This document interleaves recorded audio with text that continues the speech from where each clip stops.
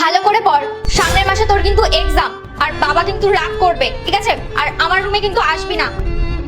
এই কোশ্চেনটা তো পাচ্ছি না, যাই মার কাছ দিয়ে শুনে আসি। কিন্তু মা তো ঘরে যেতে বারণ করেছে। একটা কাজ করি, বাবাকে একটা কল দিই। হ্যাঁ চটকি। বাবা, এই কোশ্চেনটা তো আমি বুঝতেই পারছি না। আরে মা, কিছু পারছিস না তো মায়ের কাছে জিজ্ঞাসা করে নে, মা তো বাড়িতে আছে। ওই বাবা, বাড়িতে একটা আঙ্কেল এসেছে। কি? আঙ্কেল এসেছে? ঠিক আছে, তুই আমাকে একটা ভিডিও বানিয়ে আর পাঠা।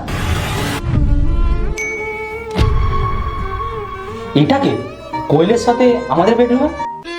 এই দুটো ছবির ভেতর থেকে যে কোনো একটি ছবিকে ভালোবেসে থাকলে ভিডিওটিতে লাইক করে চ্যানেলটিকে সাবস্ক্রাইব করে দাও। আর যদি না করো তাহলে আমি বুঝবো তোমরা ছবি দুটোকে ভালোবাসো না। বুবাই, তুমি এত তাড়াতাড়ি অফিস থেকে চলে আসলে? হ্যাঁ, তুমি এমন কাজ করেছো তাই জন্য আমাকে তাড়াতাড়ি আসতে হলো।